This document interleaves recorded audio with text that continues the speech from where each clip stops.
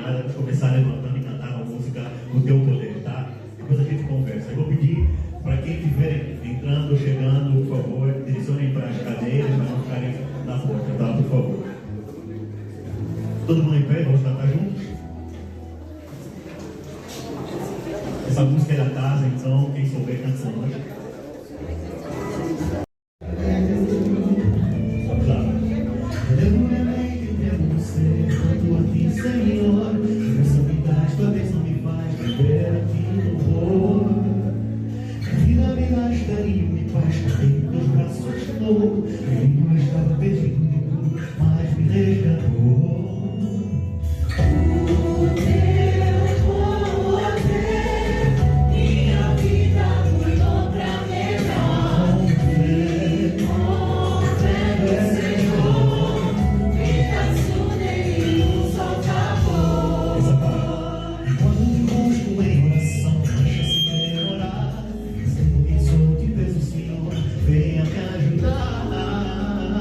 Montes e vales, campinas e flores de louro sem parar. E posso dizer que quando eu estou, venha me buscar. O teu poder, minha vida mudou pra melhor. Ficou fé no Senhor, e danço nem o seu favor. O teu poder mudou pra melhor, e com fé no Senhor, me nacionei o seu favor.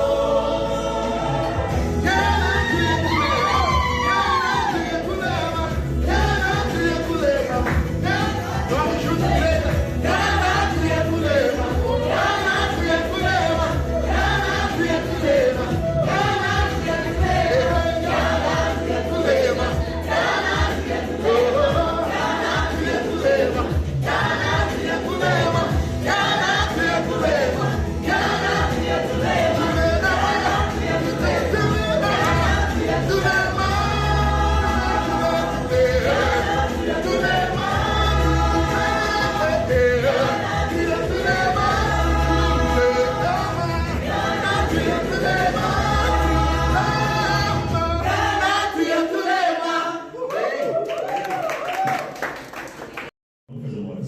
Por favor, que permaneçam em pé depois da oração, tá?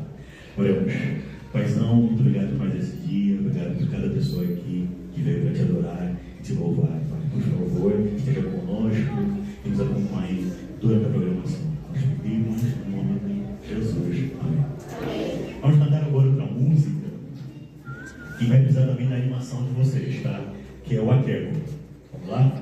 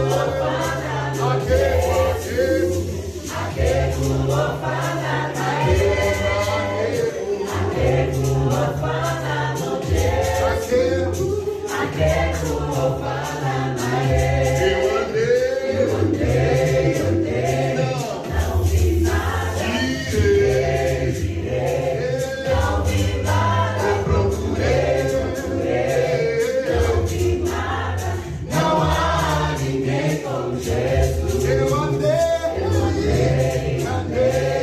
não vi nada.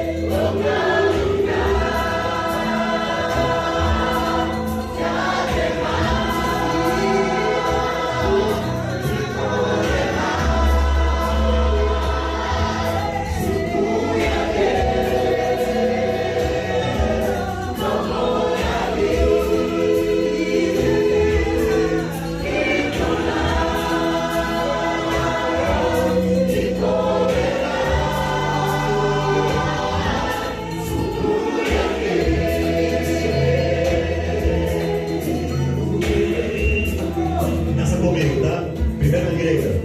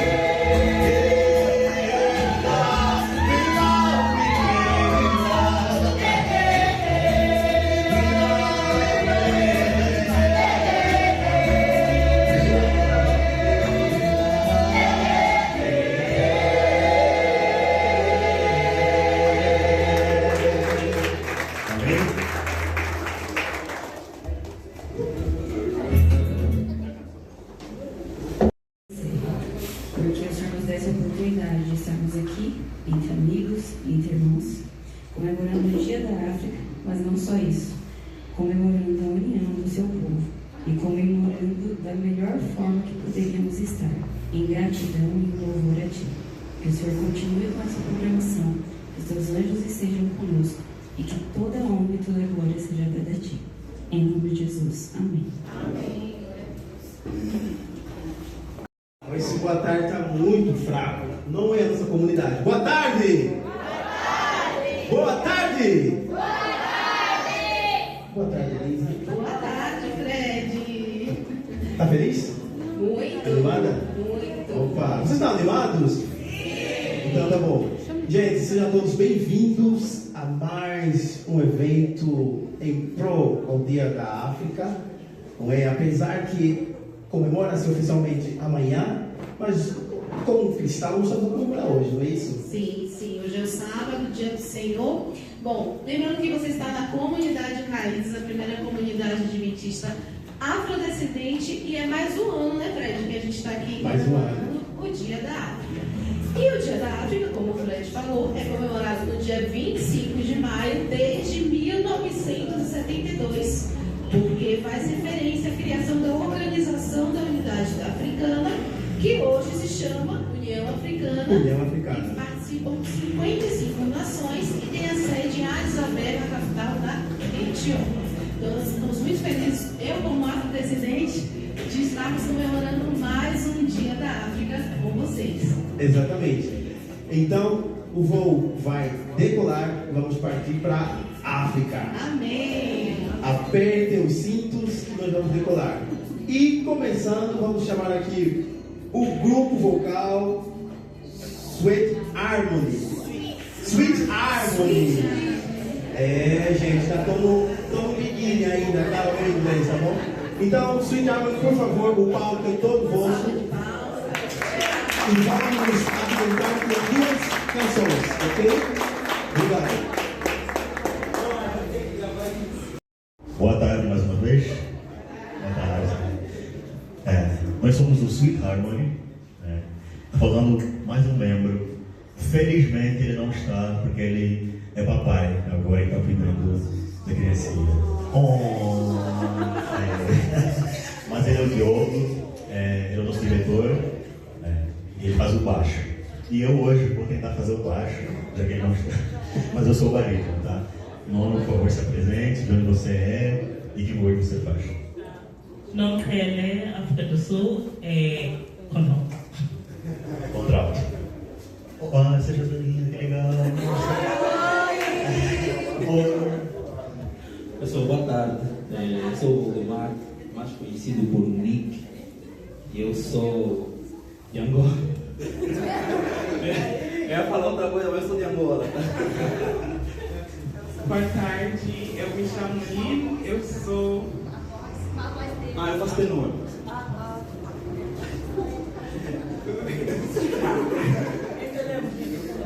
Meu nome é Lino, eu sou do Zimbábue e eu faço soprano.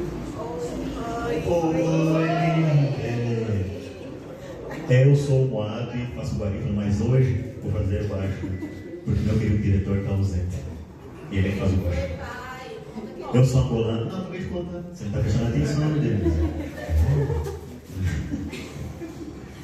Boa tarde, meu nome é Franciele, eu sou do Brasil. Oi.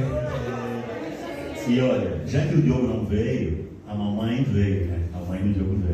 A tia Cesaltina, por favor, diretamente de Angola. Seja muito bem-vinda, tá? A primeira música que vamos cantar, ela está em que idioma mesmo? Shona. Ela chama-se Apa. Tá? Vamos lá?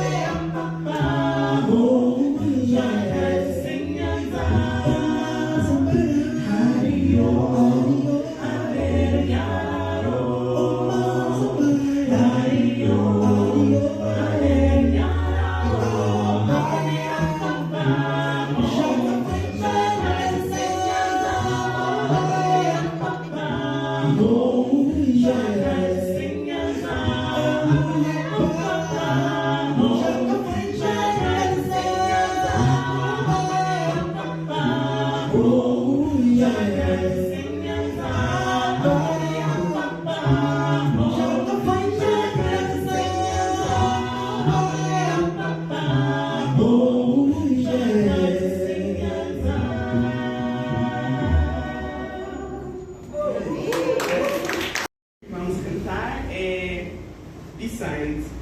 Fala do amor de Deus, que Deus nos ama, apesar de qualquer coisa.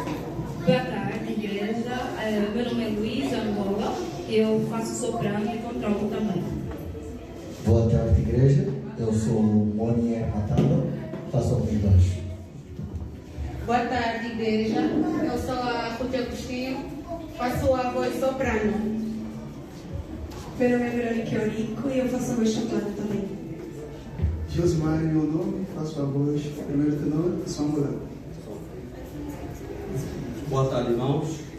Eu sou o Bruno, alta-voz, tenor e sou angolano e o saco todo mundo é angolano aqui. Bom, eu sou esposa dele, tá? Ah, sim, tá. Nosso neném tá aqui. E o nosso diretor aí, o famoso Fred. O Frederico Eurico.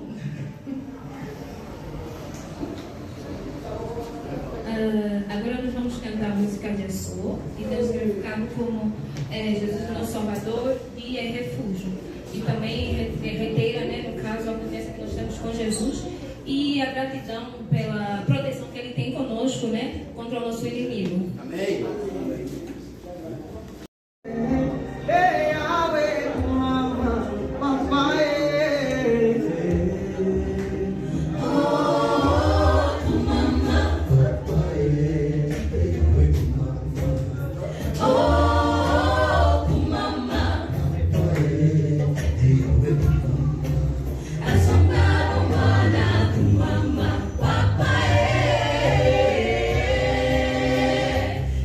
Yahweh.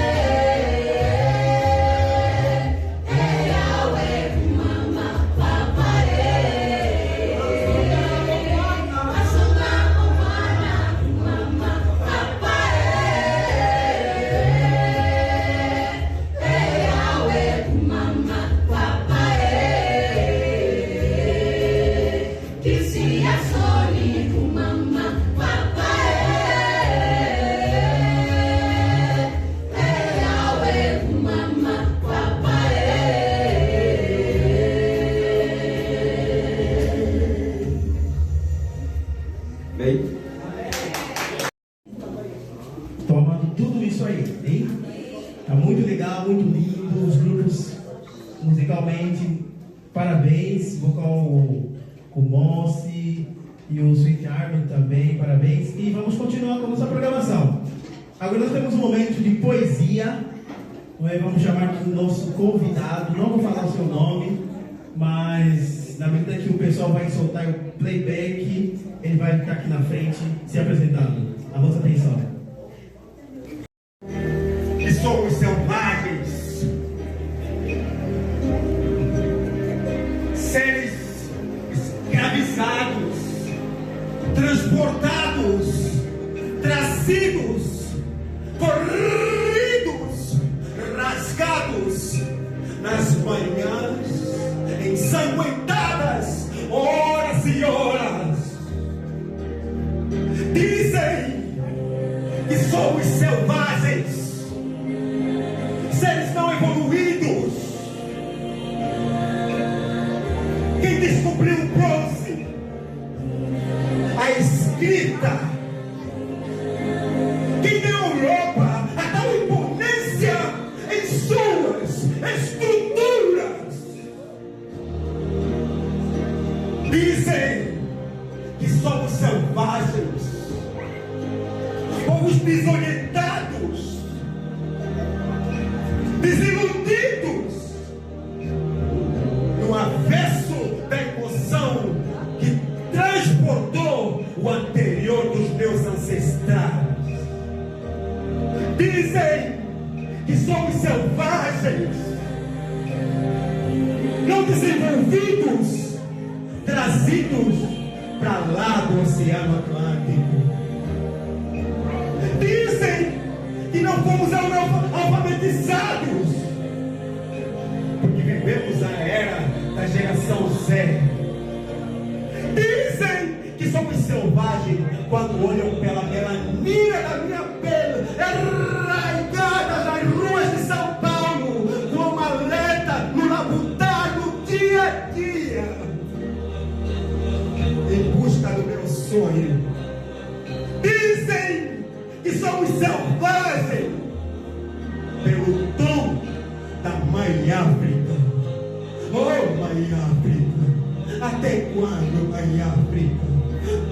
Dizem que somos selvagens porque não tem o nome.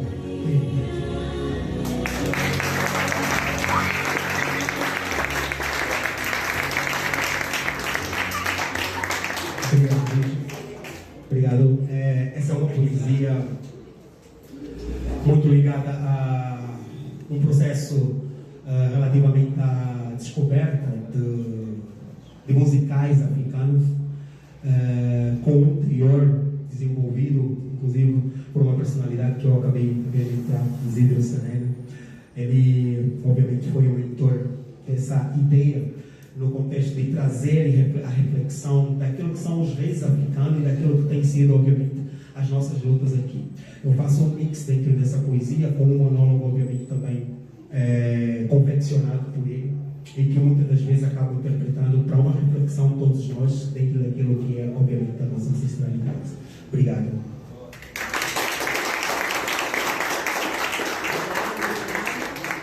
Querem mais louvor? Então vamos chamar de novo o Moço. Eu falei errado.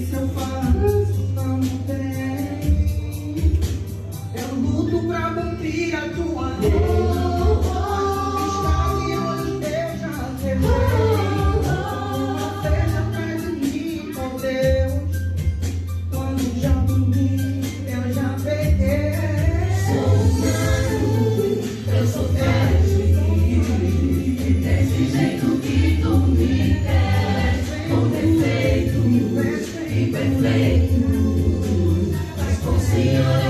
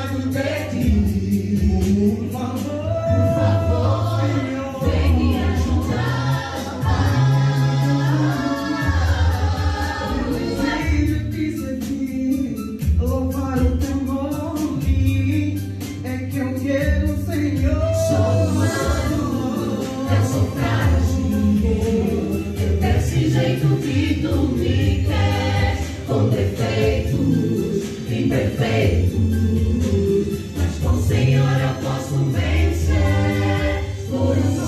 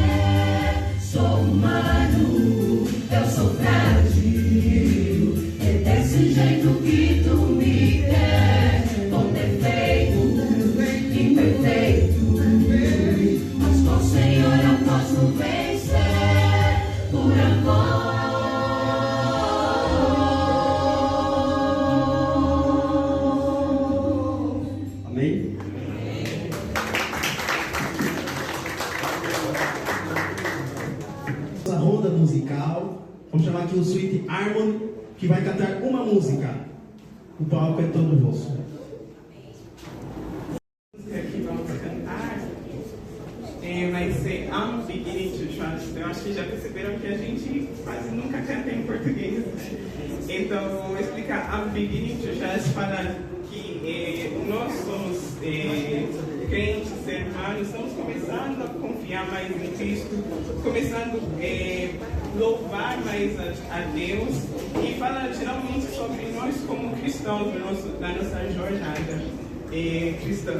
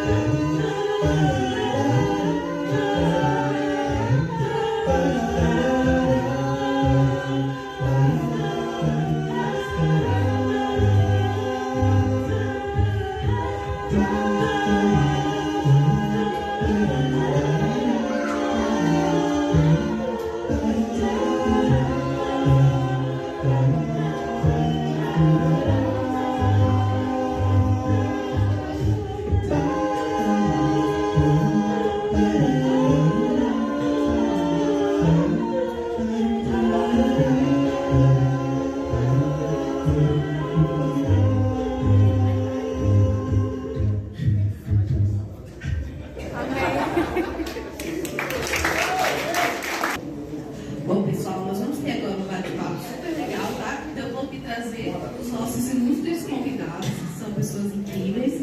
Quero convidar chamando ele, Isidro Sanene, ele é angolano, natural de Miguel. Uma salva de palmas, por favor. Ele é educador da história da África musical, é formado em letras, artes visuais, é professor, produtor, ator, faz diversos intercâmbios aí entre Brasil e Angola, e também é idealizador da Casa Cultural, da Centro Cultural Casa de Angola. Nós já estivemos lá, né, há 2 anos atrás. Foi um momento muito especial para nós também. Que Deus te abençoe. Seja bem-vindo. E na sequência, eu quero chamar ela, Esperança Cassudi. Uma salva de palmas. 31 anos de idade, residente do Brasil há 17 anos, advogada na área de compliance, formada em Direito e Ciências Contábeis, gosta de conhecer outras culturas, principalmente africanas, através de viagens, livros e documentários ou filme. Ela, Esperança Cassudi. Seja bem-vinda, Esperança. Muito bem. Vamos chamar também aqui, que já esteve conosco, declamando a poesia. Por favor, uma salva de palmas para Liberato, ele é especialista em riscos e compliance. Vou passar todas as minhas senhas por ele, porque são todas iguais. Ele é pós-graduado pela PUC Paraná em Governança de TI, Segurança Digital e Gestão de Dados. Ajuda as organizações a manterem suas informações seguras. Também atua, traz criatividade e boa comunicação para o ambiente profissional. Sejam bem-vindos. O Denise, nosso painel aqui está muito bom. Tá bem completo. Posso dar aqui esses microfones para ele? Obrigada. Então, pode passar, com licença. Voltando às origens, é um tema que a gente escolheu. E como vocês acompanharam, estamos aqui formados por painéis de pessoas renomadas, pessoas assim, que eu tenho como respeito, não é? O Isidro Sarene é alguém que eu carinhosamente chamo ele de mano, vem ajudando bastante, contribuindo bastante para a comunidade africana, principalmente angolana aqui no Brasil, não é? Então eu estou muito feliz, Isidro, por você aceitar o nosso convite, assim como também a Esperança e o Liberato. Muito bem. Bom, então vamos começar aqui o nosso painel Conexão, Cultura e Futuro, voltando às raízes. Isidro, eu vou começar aqui perguntando para você. Para você hoje, o que é voltar às origens? O que é que isso representa? Como você preserva a sua cultura no dia a dia, vivendo fora de Angola? Quais valores de lá, de sua cultura, você que é do sul, você que é de Benguela, traz e faz questão de poder conduzir todos os dias? Maravilha. Bem, boa tarde. Bem, para mim, de fato, é um grande prazer, um privilégio estar aqui. Né? Quero até agradecer o convite que me fizeram, principalmente o Fred, né? Me pegou logo no sábado. Pessoal, desculpas, né? Porque eu posso sair de um evento nesse exato momento. Não deu tempo de eu ir para o camarim, trocar de roupa. Né? Estou com um projeto chamado GPS da Ancestralidade, que é um projeto, inclusive, do SESC. Todo final de semana eu estou no SESC, em Interlagos, praticamente esse mês, vai até novembro, sobre a questão do GPS da Ancestralidade. Aliás, já estou aqui fazendo propaganda também, né, que vai sair o curso do GPS da Ancestralidade na Unifesp, que eu estarei dando aulas, né, a partir do mês de junho. É muito interessante porque o GPS da Ancestralidade vai um pouco de encontro com a pergunta que você me fez, né? Como voltar às origens. Ainda mais porque nós estamos vivendo hoje num tempo meio que confuso, né? Como dizia Nelson Rodrigues, que o mundo será governado por idiotas, né?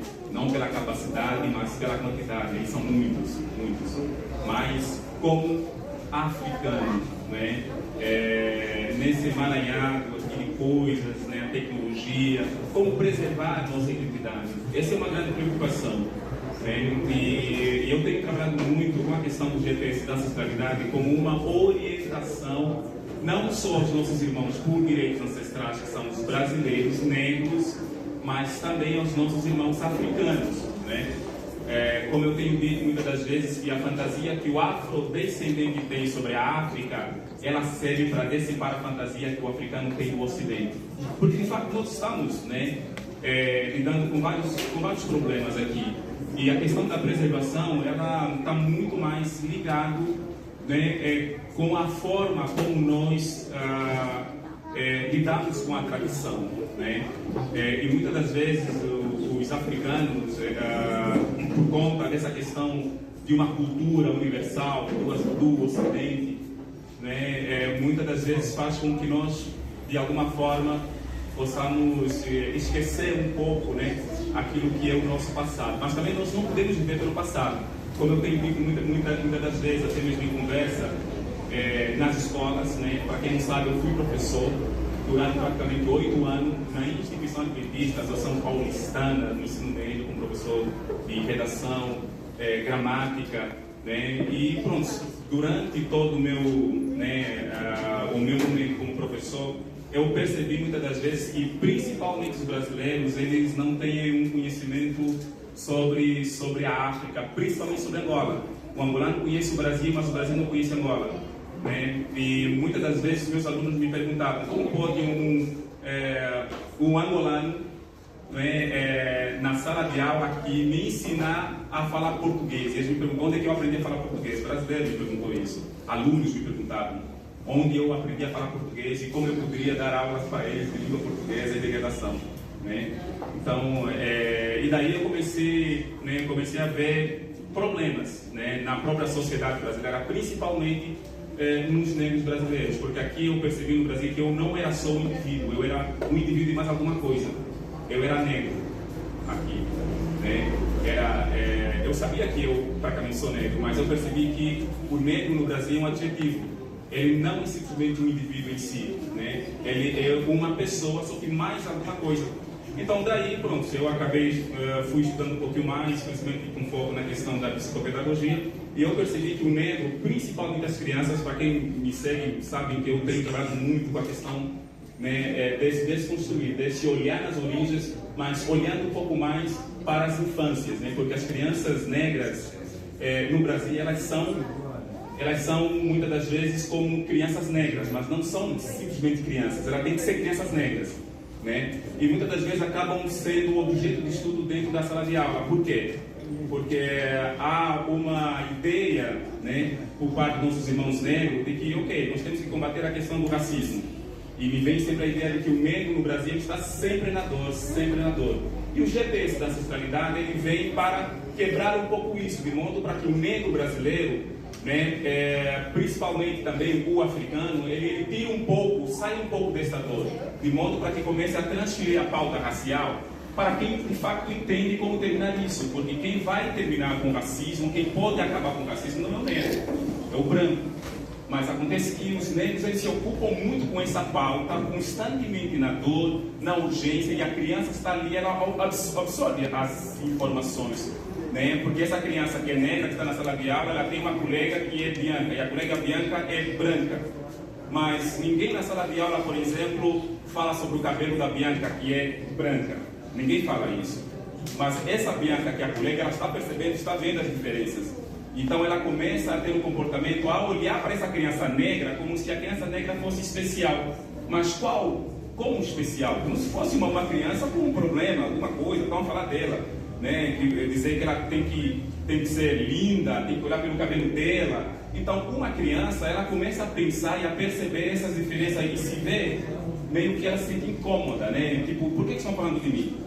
Por que estão falando da minha pele? Por que estão falando do meu cabelo? Eu sou um problema? Bem, os dois crescem. A menina que era Bianca, né, ela percebeu que na escola sempre qualquer coisa tinha que se tomar muito cuidado para falar com a colega que era negra.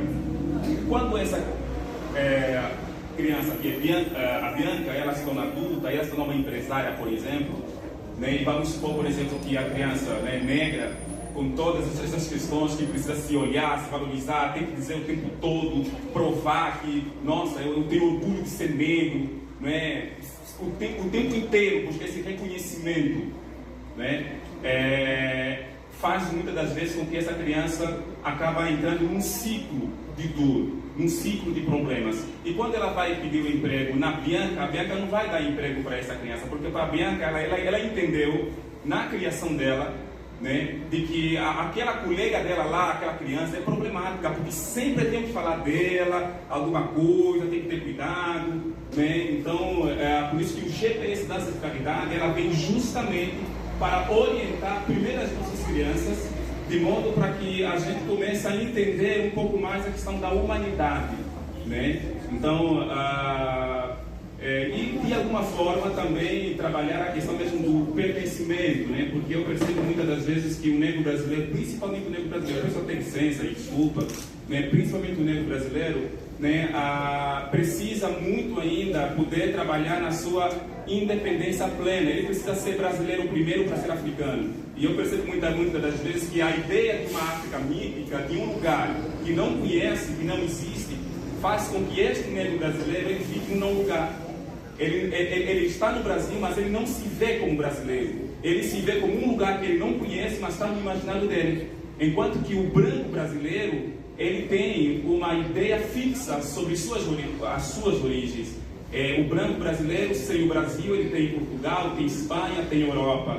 O negro brasileiro, sem o Brasil, ele tem só uma ideia da África. Isso é um problema. E é justamente por isso que o GPS da ancestralidade, ela vem para, primeiro, auxiliar, ajudar os negros brasileiros, os negros africanos a começar a olhar um pouco mais para as suas origens, sem depender da aprovação do branco.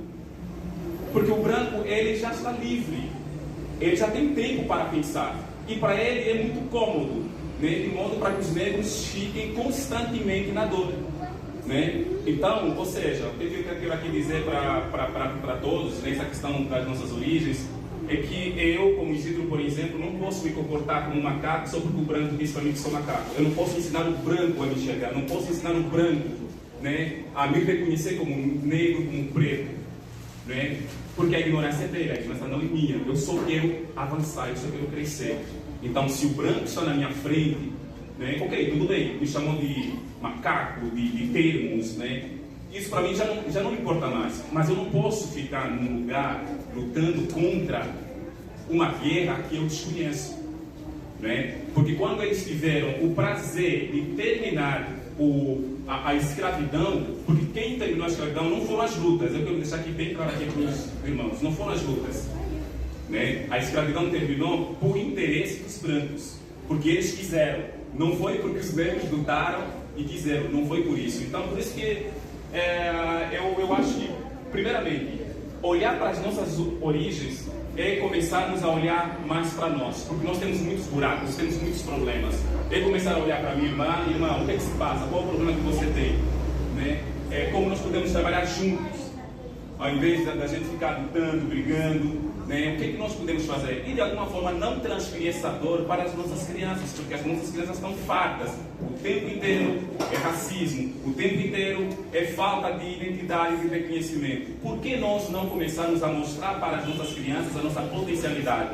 Mostrar para as nossas crianças, por exemplo, o quanto nós somos poderosos, né? Enquanto temos lugares incríveis, temos personalidades negras que são referências, né? Porque se a gente ocuparmos as nossas crianças com esse tipo de conhecimento, eu acredito que, muito sinceramente, que se um branco olhar para essa criança e dizer para essa criança que é um animal, muito difícil. Dificilmente essa criança dirá, vai ficar naquele lugar, né, triste, porque ela sabe, né? Por isso que olhar para as nossas raízes, não olhar com aquele olhar de passado, mas com um olhar de futuro também. Isso é muito importante, né?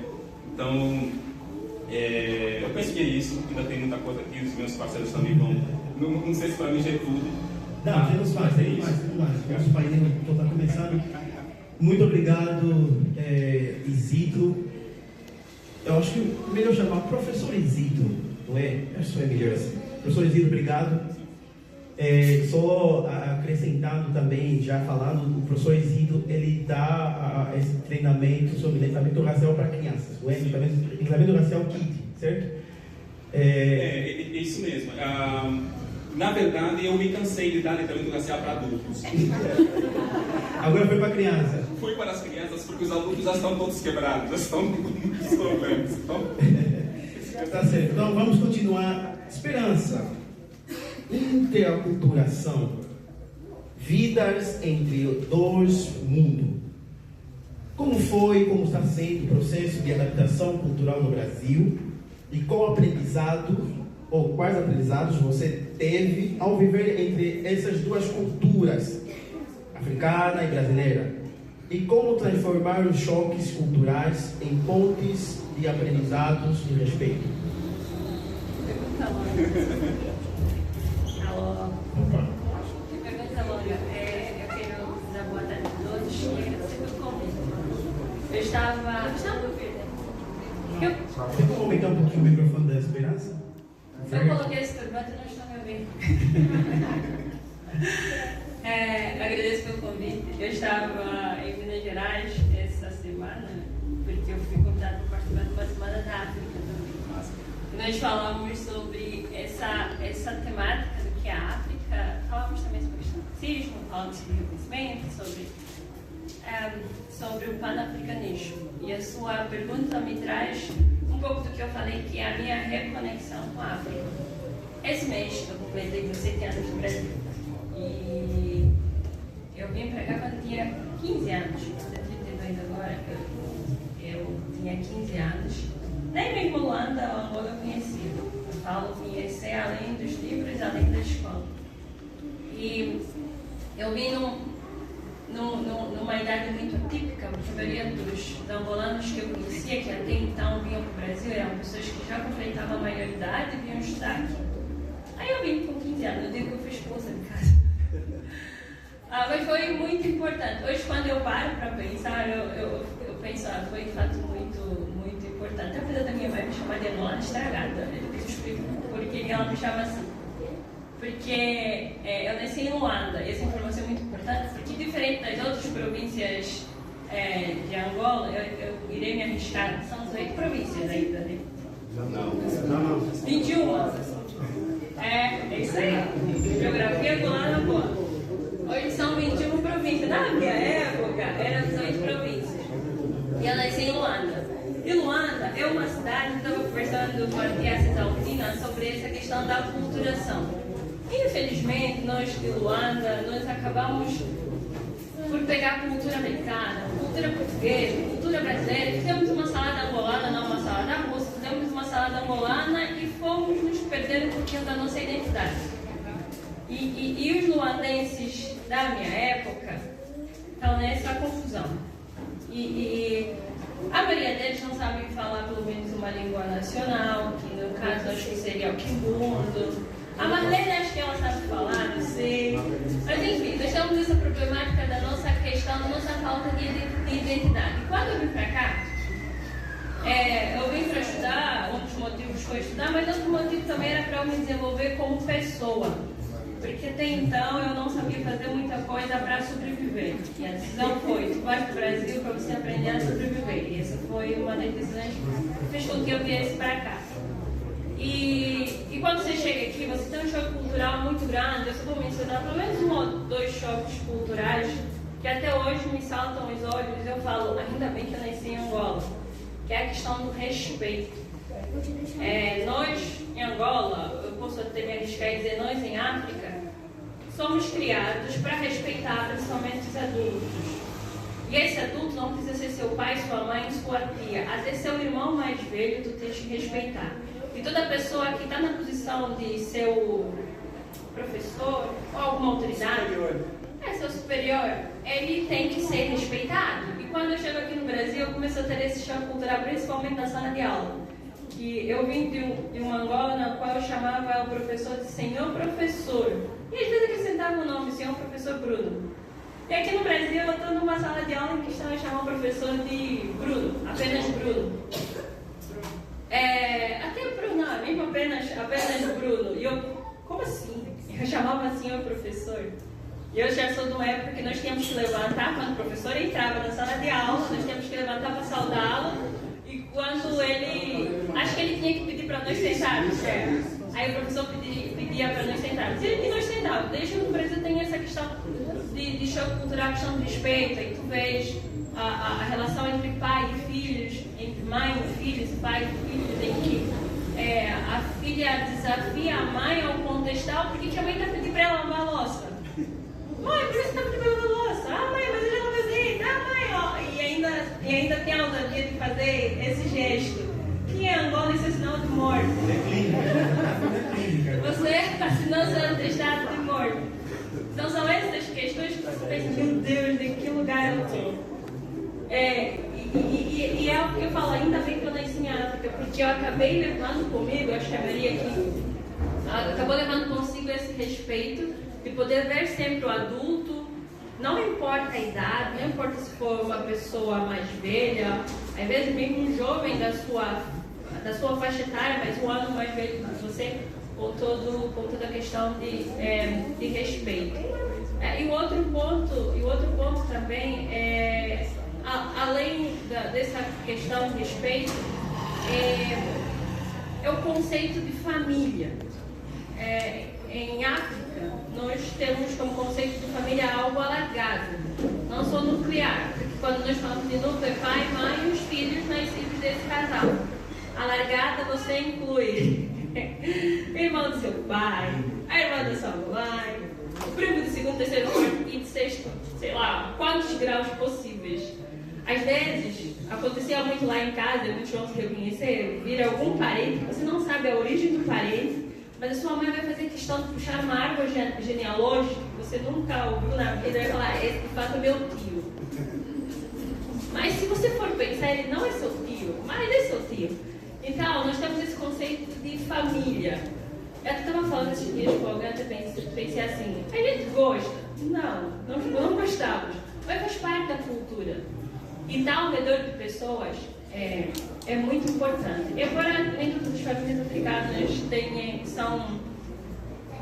vivem os seus felizes para sempre, onde tem pessoas, tem contendas, tem diferenças, mas eu comecei a pensar, porque eu tenho passado por um processo de reconexão, por isso que eu falei para vocês lá no começo. Por eu ter vindo aqui muito cedo, por eu ter saído do Uada, e eu estava por muito tempo envolvida em meio brasileiro. O meu irmão uma vez falou, eu acho que você está se perdendo, você precisa voltar para Angola. Aí eu fui para Angola. E depois eu comecei a me questionar sobre a importância da minha origem, da minha formação como pessoa, como cidadã e principalmente como profissional. Quando você começa a entrar no mercado de trabalho aqui no Brasil, no mundo corporativo, você começa a ter muitas dificuldades. Tendo em conta que você é uma pessoa negra, estrangeira, mulher, no meio em que só tem homens brancos, héteros, enfim, brasileiros. Todos imbuídos dos seus preconceitos. Você começa a pensar, como é que eu vou me comportar no meio de toda essa característica que é muito diferente de uma estrutura que eu já encontrei. Algumas vezes eu tive que, de fato, fingir ser quem eu não sou, ou seja, às vezes forçar um pouquinho o sotaque para ser aceito, porque infelizmente você tem que estar sempre se provando que o que você está fazendo como análise ou como resultado daquela atividade que foi pedida tem argumentos fortes para ser aceito, que diante de uma estrutura racista, você vai ter que se comportar como uma estrutura racista, machista e ainda muitas das vezes xenófoba, devido a alguns escândalos que nós costumamos ver na televisão contra estrangeiros, e muitos deles africanos. Você tem que se esforçar 1000 vezes para poder mostrar que a análise daquele seu resultado está bom, ou então que você também é capaz de poder ser promovida e ocupar determinados cargos ou determinados espaços. E muitas das vezes eu tive que não ser a angolana que eu gostaria de ser. Tinha que me portar muitas das vezes como uma pessoa que não era angolana, tampouco que não era brasileira, porque quando você eu termo que você do não lugar, né? Eu sou brasileira, sou angolana, como é que eu tenho que me comportar? E a gente tenta sempre se espremer para poder caber, encontrar aí um meio termo diante de toda a situação. Mas apesar de tudo isso, eu falo que o Brasil ainda é um lugar muito bom, motivo pelo qual nós estamos aqui. Infelizmente, quem faz um país são as pessoas. Infelizmente, quem faz as leis de um país são as pessoas. A gente já sabe quem são essas pessoas. Mas eu estou aqui 17 anos, já finalizando a minha fala, eu ainda não me adaptei. É difícil, porque não importa por quanto tempo tu estás em um lugar, você vai sentir sempre estrangeiro. Porque vai ter coisas que vão te remontar ao que você tinha no seu país. Eu estou falando para Tia Cisaltina, eu te disse que a Cisaltina estava falando passado. Eu ia fazer um stop, uma parada em Angola, mas eu pedi para minha mãe levar frutos com teta. Eu pedi para minha mãe levar frutos com teta lá no aeroporto. E ela levou, eu comi, eu só tinha 2 horas lá. E aí eu comi. Então a gente vai sentir saudade daquilo que é nosso. Às vezes nós sentimos saudade da nossa forma de falar alto, de falar todo mundo ao mesmo tempo. E aqui, às vezes, você fala, se fosse Angola, essa festa seria de arromba, as pessoas iriam dançar, não estariam tão tímidas, enfim. Eu ainda não me adaptei, mas eu tenho as minhas metamorfoses para poder caber em alguns espaços brasileiros aqui. Perfeito, Esperança, obrigada. E agora nós vamos falar com o Liberato, ele aí que é o rapaz da tecnologia. Bom, a gente sabe hoje que a tecnologia ela nos aproxima, né, das pessoas que estão distantes, é até um mecanismo. Então fala aqui pra gente como é que você usa hoje a tecnologia para manter o contato com a sua terra natal, com a cultura, como as redes sociais têm um papel aí no fortalecimento dessa identidade africana, que você acha que a tecnologia pode potencializar em todo esse movimento também de redescoberta, de busca das origens, de adaptação. Obrigado Denise, obrigado Fred, obrigado à comunidade Raízes pelo convite. É um prazer enorme estar aqui com vocês, é um prazer enorme estar diante desse auditório lindo. Já era um sonho vir para cá, visitar por algum momento, mas a oportunidade se fez agora. Então, para mim é uma honra enorme estar com todos vocês aqui. Tecnologia é imprescindível nos dias de hoje, né? E todos aqui estamos dentro, acredito eu. Talvez, até os mais pequenos vão mais usam no caixa. E assim, é muito bom e é muito interessante olhar isso numa linha do tempo. Quando enxergo que lá atrás eu já tive bastante dificuldade de se comunicar ou conectar, melhor falando, com a minha terra natal, falando obviamente dos meus responsáveis, o meu pai, por exemplo, né? A quem eu muito mais converso. E eu não tenho possibilidade natural de poder comunicar, falar com eles. Isso, obviamente, por uma falta. Falta essa que eu chamo hoje de tecnologia, ou todos nós chamamos.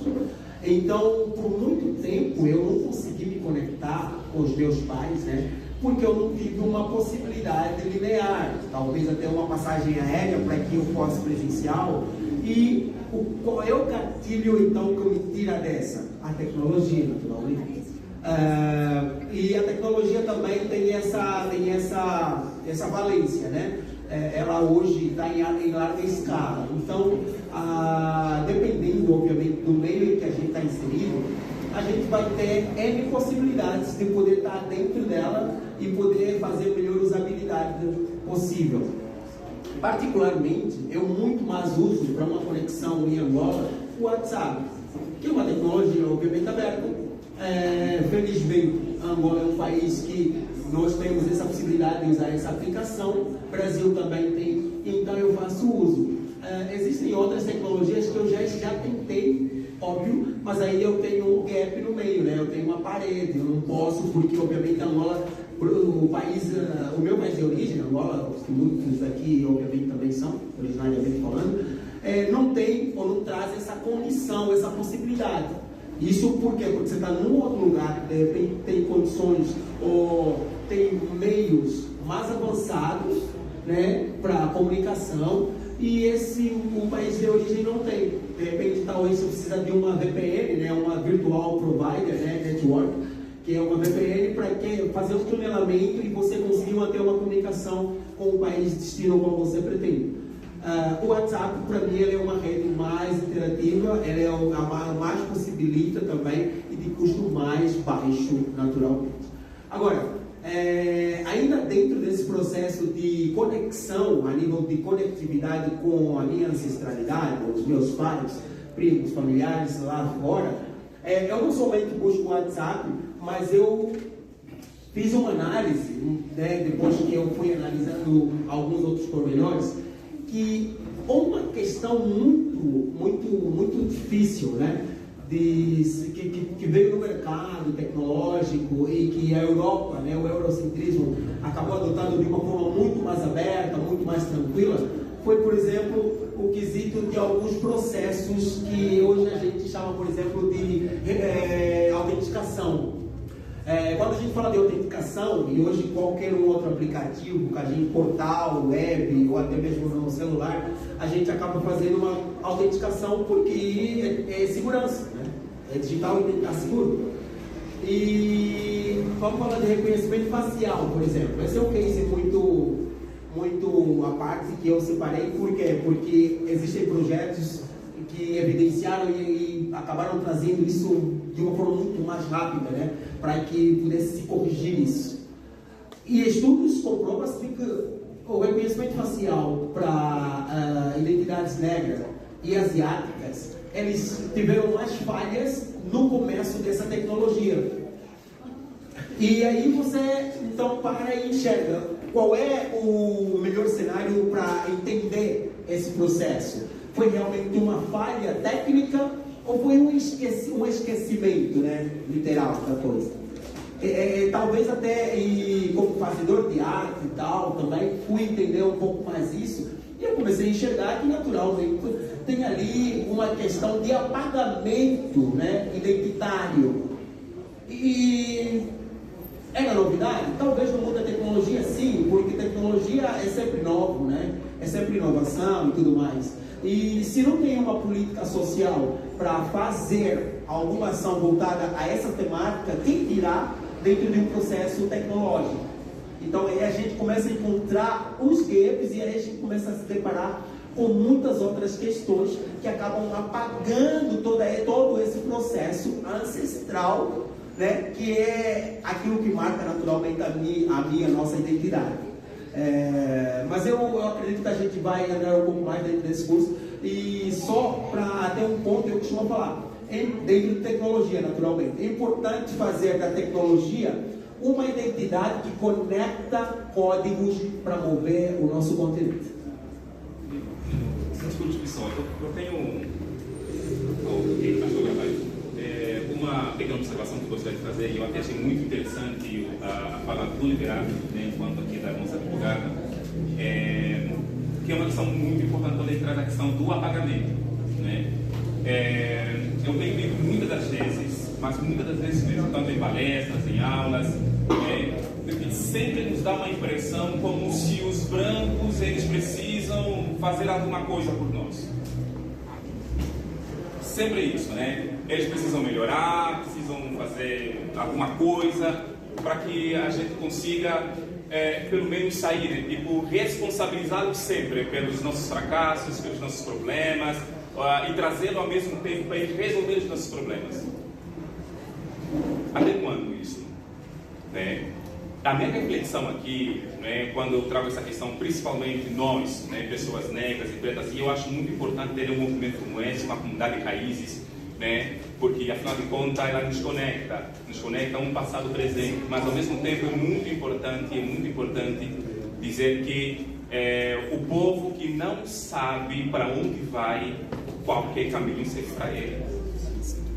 Existem povos que eles sabem para onde vão.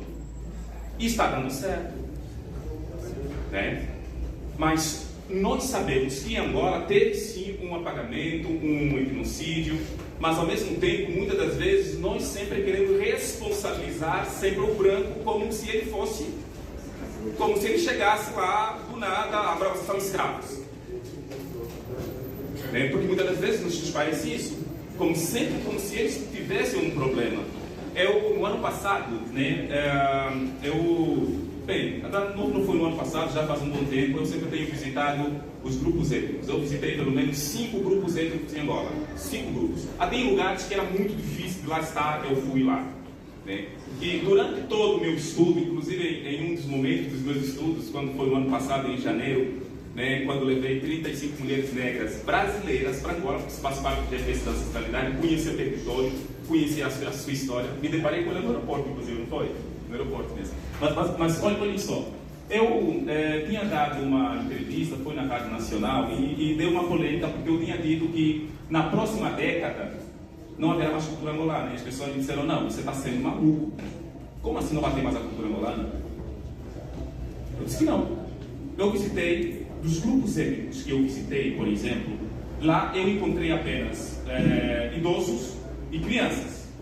E a minha visita foi com foco no Museu da Oralidade, que é um projeto que estamos ali a criar, né? Porque nós não temos em Angola, por exemplo, um museu da pessoa, um museu que fale sobre nós, sobre a nossa gente, sobre nós, por exemplo, as nossas histórias, né? dos grupos étnicos, né? Se eu vou, por exemplo, para Angola, eu não consigo ver referência. Por exemplo, eu sou do grupo Ovibundo, por exemplo, né? Então, mas eu não consigo encontrar um registro, né, catalogado, por exemplo, sobre a minha história, mesmo que ela seja oral, né? Então nós encontramos os idosos em Angola estão morrendo, e nós em Angola sabemos que pela nossa cultura o mais velho que morre é uma biblioteca que se fecha, né? Eles estão morrendo e temos suas crianças.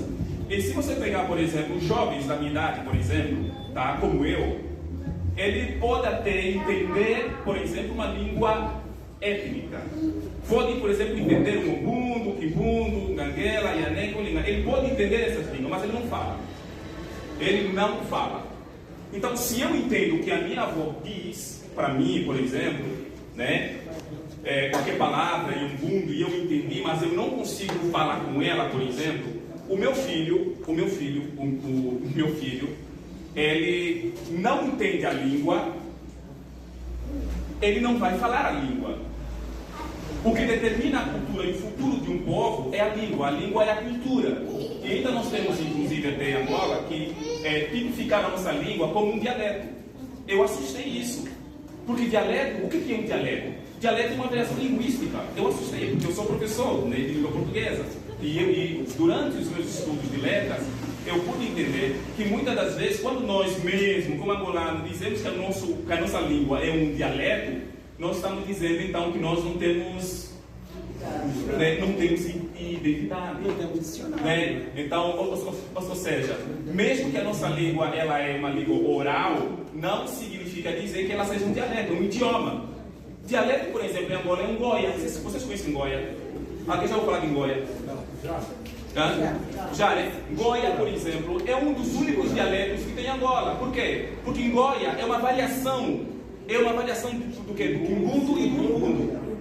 Então, ele é um dialeto, né? E por isso que não tem como nós falarmos sobre origem, sobre identidade, sobre apagamento, se nós não tivermos a preocupação de recuar, buscar essa identidade pura, a nossa língua, o nosso idioma, de modo que senão, Liberato, senão essa história de apagamento, essa história de que o branco precisa sempre fazer porque ele está nos apagando, vai persistir, vai continuando. Porque ele já sabe o que ele precisa fazer. Nós vimos o contexto da questão da escravização. Mas será que não é o momento de nós começarmos a nos refletir, começarmos a olhar até que ponto nós queremos agora acompanhar? Tem Facebook, tem Instagram, tem WhatsApp. Essas tecnologias, eles são de quem? É interessante essa proposição.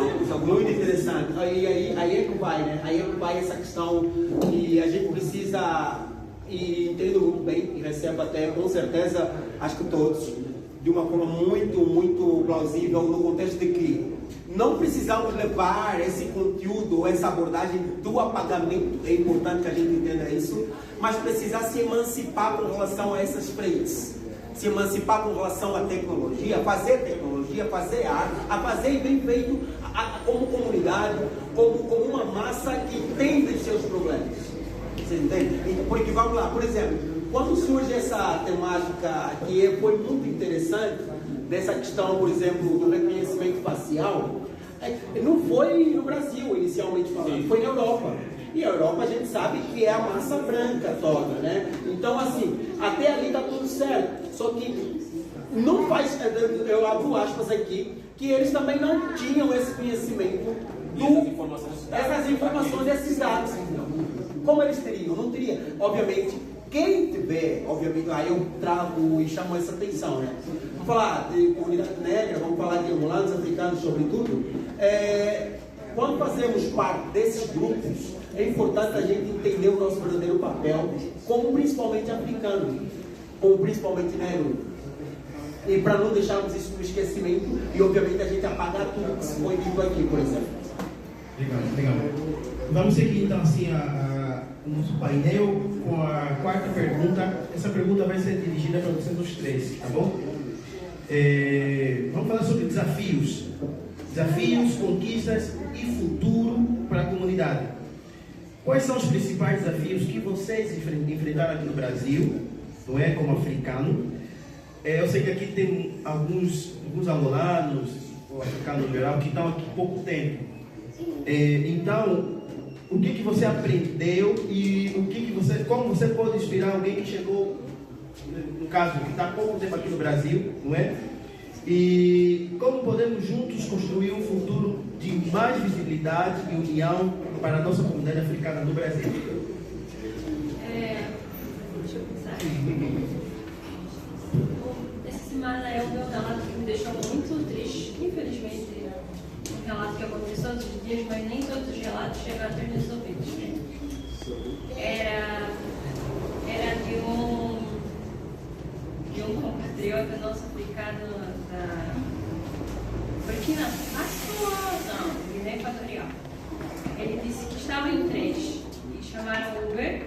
O motorista do Uber chegou e o motorista do Uber não levou os 3 passageiros.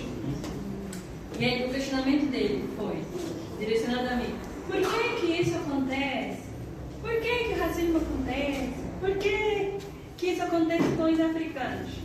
Eu falei para ele assim: infelizmente o que acontece, eu vou falar homem porque ele era homem, infelizmente o racismo que acontece no homem negro brasileiro reverbera no homem negro africano.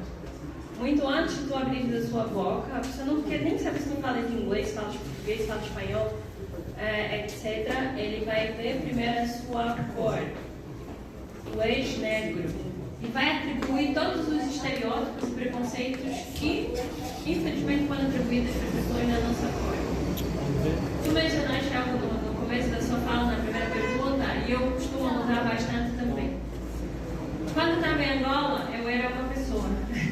Cheguei no Brasil, eu sou uma mulher, uma pessoa negra.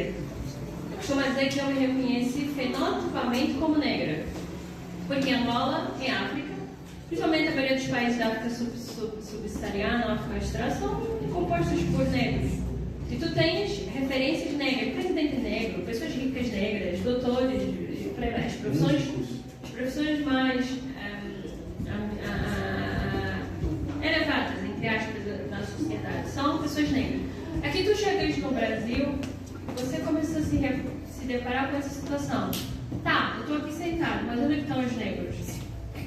E você começa a se questionar. Isso é uma das situações que você de fato vai muito se questionar. Sendo que o racismo não é uma atitude comum do país de onde você vem. Apesar de que nós temos uma questão que é muito problemática, mas não conversamos, que é o colorismo, que infelizmente também é um fruto do racismo. Isso pode ser um assunto para um outro programa. Apesar que nós temos a questão do colorismo. Quanto mais próximo for a cor da pessoa negra do branco, mais privilégio tem na sociedade. Aqui no Brasil você acaba encontrando essa questão. E aí, esses dias eu estava a pensar, eu falei, nossa, eu já venho discutir sobre a questão do racismo há muito tempo, porque eu vim de uma cidade onde eu morei meus 3 anos de ensino médio. E um dos meus trabalhos, acho que no meu 2º ano de ensino médio, era sobre a questão do racismo. E eu pensei, o meu trabalho era uma analogia do filme Todo Mundo em Pânico, mas era numa versão racismo. Ou seja, e nós estávamos a discutir sobre isso. E o racismo, ele ainda é um dos principais problemas que acabam nos afetando como nós, como africanos. Infelizmente, uma situação não só de nós como africanos, mas de toda a população negra aqui no Brasil, que é uma coisa que ele não vai ser escancarado. Uma ou outras vezes alguém vai falar, oh, sua negra, oh, seu preto, mas a maioria das vezes não. Vai ser o que aconteceu com esses meninos. O motorista vai chegar, não vai levá-los, vai poder argumentar uma outra razão, não levei porque, sei lá, tinha recebido uma outra chamada, aconteceu alguma outra coisa, você não vai conseguir provar isso junto a alguma ação judicial, mas isso é resultado do racismo, porque atribui ao homem negro sempre a violência, a validagem, a marginalização, etc. O racismo é um dos obstáculos que nós temos que enfrentar na sociedade brasileira. Mas, mesmo diante de todas essas questões, Eu acredito que não é motivo para nós nos desistirmos daquilo que nós queremos. Estamos aqui no Brasil, a maioria de nós quer uma boa educação, um bom emprego, para poder não só ser um profissional, mas uma pessoa melhor e, consequentemente, ajudar seus familiares. Essa é uma situação que a gente nós não podemos desistir devido aos outros objetivos que nós temos maior. E eu vou ser super repetitiva, e sempre que eu falo sobre essa questão e sobre a questão de África, eu costumo a espelhar, sempre que eu estou diante de uma situação de dificuldade, não só pessoal, mas principalmente dificuldade no trabalho, eu gosto de espelhar o meu momento de dificuldade nas nossas mães zungueiras. Elas é o meu símbolo de resistência, é o meu símbolo de guerra. Porque eu sempre penso, eu estou num ambiente muito cômodo em relação ao ambiente delas. Se elas conseguem formar e alimentar uma família de 5, 6 crianças, eu consigo passar por essa situação aqui na empresa ou aqui no Brasil. Algumas conquistas. Há 3 anos eu tirei minha carteira da UAB. Acho que eu gastei todas as minhas energias nesse estudo porque não consigo mais estudar. Eu tento fazer o curso, eu não consigo terminar. Eu gastei toda a minha energia nessa prova. Tá gravando isso? É uma expressão maldita. Mas enfim, eu gastei toda a minha energia nessa prova, mas foi muito satisfatório. Apesar de que hoje eu não advogo em tribunal, mas às vezes tem sempre um amiguinho que fala, tem um processo, tem como você verificar aí? Eu consigo verificar algum processo, mas foi uma conquista que eu muito gostei, porque foi algo que eu falei, cara, eu estudei muito para passar nessa prova. Eu não gosto de falar, mas agora eu pensei, eu passei de primeira. Porque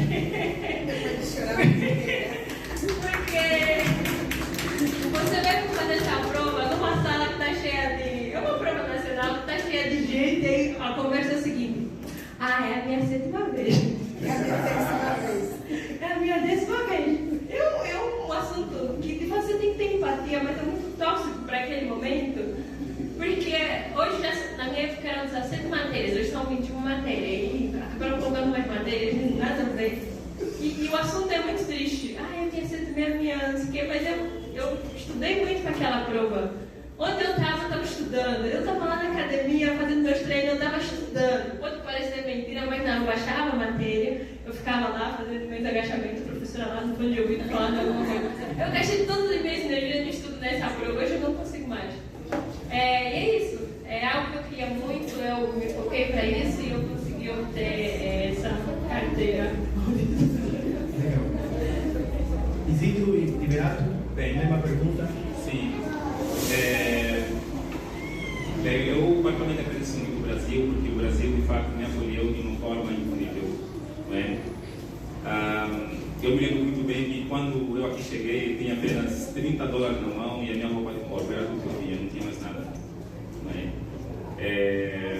Eu sou filho praticamente de um pai que tem muitos filhos.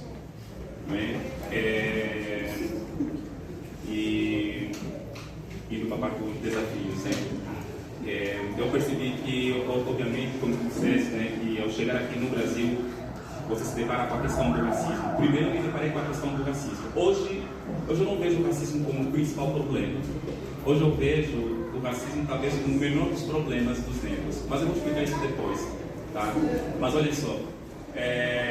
Eu cheguei aqui no Brasil pela 2ª vez. Primeiro eu cheguei aqui, não deu certo, aí fui para a Argentina. E depois... Oi? Sim. Aí fui para a Argentina e Mar del Plata, não sei se vocês conhecem a UAP, que é uma universidade adventista lá, para fazer teologia. Eu vim aqui com o propósito de ser pastor da igreja adventista. Não, eu não desfiei.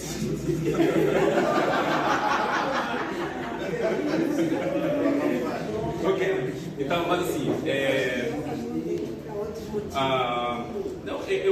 na época eu já era um artista visual, aquela coisa toda, e depois, pronto, tanto que eu rasguei o certificado, aquela coisa com Deus e tal. Cheguei aqui, eu vi que fui até no NASB, no ano de era 2000, não terminei, era em 2010. Eu fui até, não, engenheiro foi não, estava aqui no Capão Redondo mesmo. Só que quando eu cheguei, pronto, foi com aquela questão, eu tinha feito o vestibular há muito tempo lá na Igreja Central de Luanda.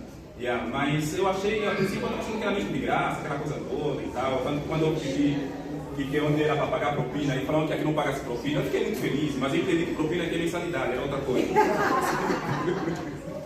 Mas bem, não deu certo, fui para a Argentina e na Argentina comecei a ter muitas dificuldades. Eu fui produtor, vendi livros, né, os irmãos de lá contribuíram para que eu pudesse continuar. Na época eu já estava namorando a minha esposa, hoje, né, Francine.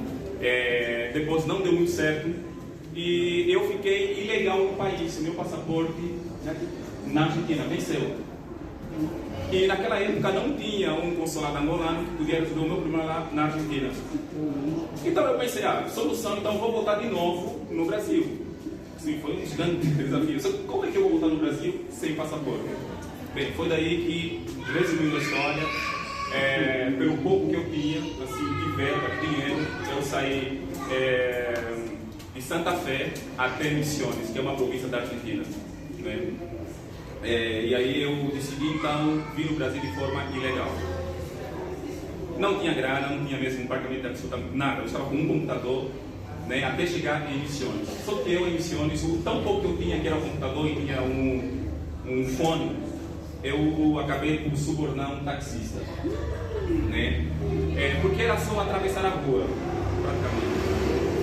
Eu sabia que, ok, se ficasse lá na Argentina eles iriam me deportar, porque eu não tinha condições, né, nenhuma, praticamente não tinha família que pudesse apoiar, de alguma forma. Então, esse taxista, ele estava com medo, ele poderia me ajudar, porque eu estava sem documento, porque eu estava com documento vencido, né? E ele então me deu uma ideia. Eu daria para ele o computador que eu tinha lá da faculdade, fone, né? E daí ele disse, olha, a melhor forma de você entrar para o Brasil seria através... Eu teria que estar no porta-malas do carro dele, só que eu teria que esperar um turista para entrar. Bem, eu entrei no porta-malas, já depois, um tempinho, deu mais uns 40 e poucos minutos.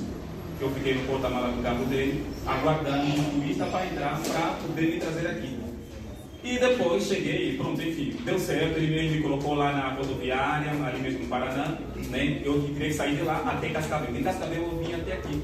Nesse momento, quem estava acompanhando praticamente quase tudo, a minha família não estava sabendo praticamente nada, só a minha esposa que estava acompanhando, sabendo que o cara estava vindo, como é ilegal, aquela coisa toda e tal. Cheguei aqui, ainda os desafios estavam sendo muito mais intensos, muito mais difíceis, né? Então eu disse, olha, eu vou começar a pintar quadro, desenhar, né? Para investir, para eu conseguir fazer as coisas. Então eu estava na Vida Paulista, pintava, e teve um certo momento que eu investi um dinheiro, né? Com a ajuda da minha esposa, investi um dinheiro para eu poder vender os quadros para promover a cultura africana, que é o que eu faço hoje, graças a Deus, muito bem, né? E aconteceu uma coisa que eu acredito que foi a partir daquele exato momento que eu comecei a perceber e a olhar o Brasil já com um olhar diferente. E foi a partir daquele momento também que me veio aquele insight de que, olha, eu preciso mudar, preciso ter uma direção e eu vi que não é isso. Foi quando eu estava com os quadros, com todas as obras, isso na Avenida Paulista, lá ao lado do MASP, e lá chegou aqueles limpas, sabe aqueles que limpam? Isso. Eles chegaram lá e simplesmente pegaram todos os meus quadros, colocaram no saco, né? E pronto. E lá tinha um outro artista, só que era brasileiro, era branco. E eles falaram, olha, por que você está fazendo isso? Você está ilegal aqui nesse país, você não acha que tem que fazer as coisas? Enfim, começou a falar um monte de coisa, aquela coisa assim e tal. Ele dizia que eu era legal, que aqui no Brasil não é uma bagunça, aquela coisa toda, né? Bem, eu com aquela reação as pessoas estavam olhando, eu não sabia o que fazer, eu estava muito nervoso. Ele levou tudo que eu tinha investido. Olha, acho que foi a primeira vez na minha vida no Brasil que eu enfrentei a questão do racismo assim, de forma muito cruel. Eu peguei e naquela época, eu eu sempre pegava o ônibus de graça, ou seja, às vezes quando o motorista não aceitava, eu ia lá atrás mesmo sem aceitar o ônibus, porque eu queria fazer as coisas, né? Mas eu estava indo para casa assim, chorando, né? Chorando na época que trabalhava e tal, e daí eu comecei a entender um pouco, né? E comecei a me enxergar, mas por que então? Por que dos problemas, né? Eu vi porque eu percebi que o problema não era eu, o problema era o meu tom de pele. O problema era que a minha face era uma denúncia. Eu percebi isso. Então, como eu percebi isso, eu então preciso, né, fazer algo que talvez quebre esse estereótipo que ele tem. Porque ele tem um preconceito, ele tem uma ideia horrível de mim. Então, como é que eu posso agora tirar essa ideia horrível que ele tem sobre mim? Foi daí que eu comecei a perceber algumas coisas. O negro no Brasil, ele é afrodescendente. Mas nunca vi um branco no Brasil sendo chamado como euro-brasileiro. Nunca vi um chinês ou um japonês no Brasil sendo chamado como ásio-brasileiro. Né? Então eu comecei a entender que parece que esse termo negro, afro, parece que é um antecedente criminal e que muitas das vezes nos é colocado sempre como algo assim, que a gente percebe que isso é um problema. E quando eu volto nessa questão de que o racismo não é o maior problema nosso, já finalizando aqui a fala, é porque eu comecei a perceber que o quê? Primeiro, os negros estão nas periferias, nas comunidades. Os negros no Brasil são os que mais morrem. As mulheres negras no Brasil sempre estão sozinhas, com os filhos, cuidando. Os homens negros no Brasil não conseguem permanecer dentro de um relacionamento com uma outra negra. E daí eu vi uma estatística que me chamou muita atenção. O que é? Eu percebi que os que mais morrem no Brasil são negros. Os que estão na cadeia são negros. E eu percebi que nessa estatística, as pessoas que mais matam são negros. Para mim é muito estranho isso. Depois eu comecei a perceber um cenário nessa questão. Do porquê, qual é o problema? Eu sei que alguns vão dizer, não, mas é porque o branco nos coloca nessa condição, porque o branco faz isso, é o branco. Aí eu comecei a entender que eu acredito que talvez, né, ao invés de nós começarmos a lutar pelo racismo, ao invés de nós colocarmos o racismo como um problema, por que a gente não, de alguma forma, quebre esse paradigma, essa ideia de que o negro é uma denúncia? Mas como é que nós vamos poder quebrar isso? Porque os nossos filhos estão na escola, quando eles saem da escola, eles estão vendo, assistindo a televisão, eles estão vendo lá os bandidos. E estão vendo quem são os bandidos. Quem são os bandidos? Vocês sabem me dizer quem são os bandidos na televisão? São negros, os bandidos na televisão são negros. Os heróis na televisão são brancos. Mas ao mesmo tempo eu pude perceber que muitas das vezes o policial negro ele é mais mau do que o policial branco. Porque eu entendo que esse policial negro, ele me enxerga como se eu fosse o irmão dele. E porque ele tem um síndrome de preto único, o preto que venceu e o preto que está bem, e ele me enxerga como um problema. De que eu preciso lavar, eu preciso tirar essa imagem, eu preciso mostrar ao meu colega branco de que existem pretos bons. Eu sou o preto bom. Então é justamente por isso que estamos aqui dentro de uma comunidade, né? Eu gostaria de pedir encarecidamente que comecemos a falar mais sobre os nossos buracos, sobre os nossos problemas e deixar o racismo para quem de fato entende quem criou o racismo. Porque quem criou o racismo não foi os meus ancestrais, quem criou o racismo não foram os meus irmãos, quem criou o racismo foram os brancos. Então que eles resolvem esse problema. Eu só preciso respirar, eu só preciso viver, eu só preciso caminhar, eu só preciso olhar para o meu irmão e dizer, irmão, nós estamos juntos. Ok? Vamos então quebrar essa mentalidade que os brancos têm sobre nós. Nós temos que estar no mesmo lugar. Ok, você criou Facebook, eu vou criar outro Facebook para o meu povo. Entendeu? Eu vou criar uma coisa para o meu povo. É isso, irmão. Entende? Porque senão nós vamos estar constantemente na mão deles e a gente vai ficar nesse ciclo da dor, né, do ódio. Então, eu agradeço muito o Brasil, agradeço as pessoas que estão aqui, são pessoas que eu também acompanhei aqui, o Fred, Liberato História, muito obrigado. né? De verdade, Douglas aqui, estou vendo aqui muitos irmãos. Eu agradeço. Se fosse para contar a minha história, ficaria aqui praticamente a noite inteira aqui para falar com vocês. Mas eu agradeço de verdade, porque o Brasil, tá? Apesar dos problemas sociais que o Brasil tem, de verdade, ainda é um paraíso para muitos de nós. Obrigado.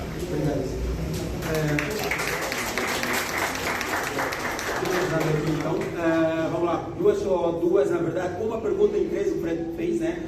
Eu vou ser um pouco mais sucinto relativamente a respondê-lo.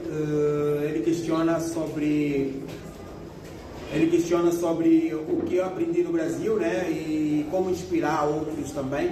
Ele questiona também sobre o que eu enfrentei, né? Como africano aqui no Brasil. Bom, uma já é aquilo que todos precisamos ter e já nos foi falado desde quando criança, verso e tudo mais. Resiliência. É importante que todos, como ser humano, sejamos resilientes. Em tamanha diversidade que tu encontrares, quer seja no seu país de origem, país estrangeiro, é necessário que tu sejas sim resiliente. Isso é muito importante.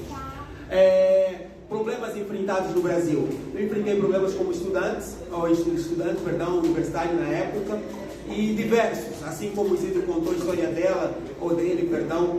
Eu ainda não sou trans.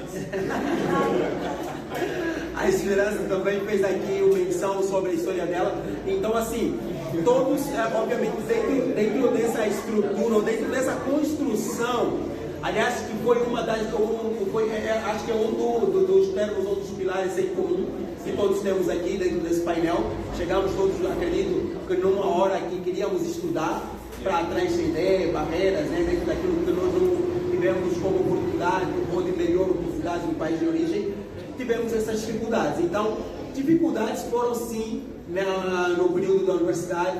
Para quem é universitário, está ali cursando, ou até mesmo fazendo qualquer um outro curso pós-universidade, especialização ou mestrado, sabe dessas dificuldades. E no meio social, essas questões diversas relativamente à identidade cultural, eles vão sempre fazer parte. Uma questão muito importante que eu coloco, que é necessário que cada um de nós enxerga, é a questão da xenofobia. E muitas das vezes você não vai literalmente lidar com um racismo claro. E diz-se muito no Brasil, né, que hoje nós vivemos a parte do racismo estruturado. Então, o racismo, e tem gente aqui que, obviamente, se eu perguntar, provavelmente vai dizer que sim, nunca sofri, nunca tive racismo. Porque, obviamente, sofreu de uma forma estrutural, onde ele não teve, de fato, essa percepção clara e deixar isso nítido. Porém, é importante colocar esses dois itens, talvez, na mesma prateleira. Quando tu não te deparares ou não enfrentares de uma forma muito clara um racismo estruturado, velado, você pode, sim, ser alvo ou vítima de uma xenofobia, de um processo que, obviamente, até o próprio brasileiro também muitas das vezes tem. O que o Brasil tem é que o Brasil é uma mãe, tá? O Brasil é uma mãe, Denise, então eu sou muito grato por essa mãe brasileira. Obviamente, cada um com os seus objetivos, né? Até brasileiros que também saem do Brasil em busca de melhores oportunidades lá fora, mas eu ainda enxergo o Brasil como um país muito mãe. E agradeço muito, aproveito esse painel para agradecer o país que é o Brasil.